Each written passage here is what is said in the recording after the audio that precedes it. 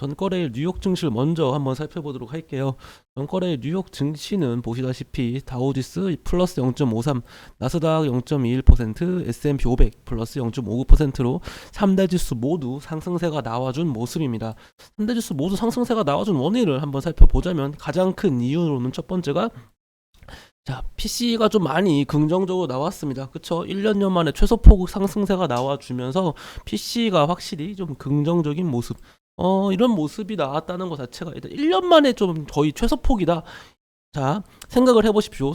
지난 11월에 소비자 물가지수죠. CPI 역시 7.1% 상승으로 1년 만에 최소폭으로 상승을 했어요. 그쵸? 그와 동시에 PC 역시 1년여 만에 최소폭으로 상승했다. 그렇다는 것은 지속적으로 상승하던 인플레이션이 정점을 통과하고 약세가 나와주고 있다. 그런 식으로 표현할 수 있겠죠.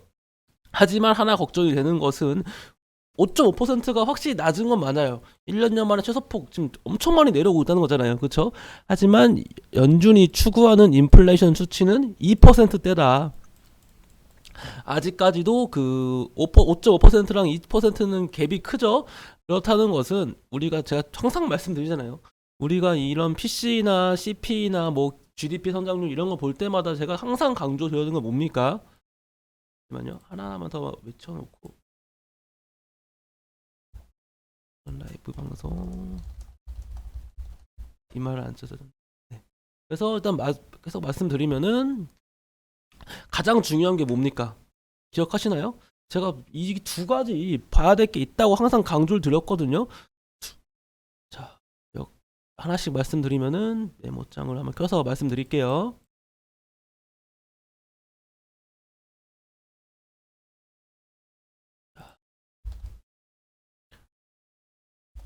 금리 인상 속도 조절 시기가 첫 번째로 중요하다고 했어요. 기억하시죠? 금리 인상 속도 조절 시기. 두 번째는 금리 인하 시기. 우리가 일단 금리 인상 속도 조절 시기는 나왔죠, 이미.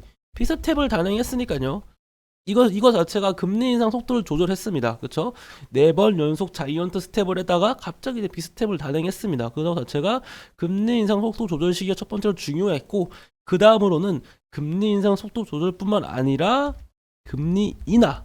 이제 계속해서 상승세가 나와주는 금리 인상이 줄어들고 다시 이제 금리를 낮춰가는 이 시기, 이 두 가지를 주목해 봐야 됩니다. 근데 현실적으로 금리 인하 시기는 어떨 거냐면요. 진짜 경제가 무너질 것 같고, 그리고 또 전반적으로 얘기를 들으면은 경제 무너지고 막 정말 죽을 것 같은 그런 상황까지 놓여야지 아마 금리 인하가 되지, 현재로서는 금리 인하 시기 좀 멀었습니다.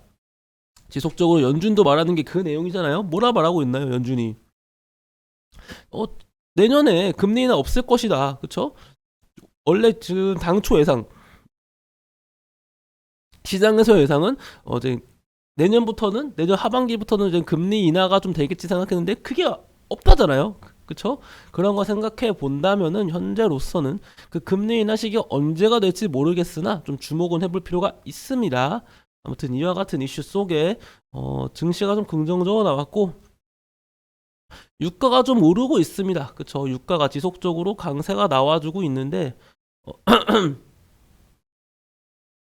일단 유가가 강세가 나와주는 것 자체가 첫 번째로 강세의 원인, 첫 번째로 사실 첫 번째가 끝이죠. 푸틴이 이제 러시아 쪽에서 원유를 추가적으로 감산할 가능성이 있다. 너네가 지속적으로 원유 상한제를 하면은 우린 감산을 할 거야. 이런 식으로 지금 맞불 정책을 하고 있단 말이에요. 그 결과 유가는 강세가 나와주고 있고, 천연가스는 일단 미국이 지금 영하 45도라고 합니다. 45도요.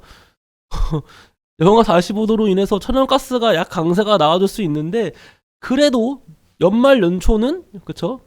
지금은 좀 많이 춥긴 하지만 내년 초, 그리고 좀 더 연말까지 가면은 평소보다 따뜻할 거다. 그런 식의 이제는 그 예측이 많아지면서 천연가스의 상승폭은 다소 제한적인 움직임이 나왔습니다.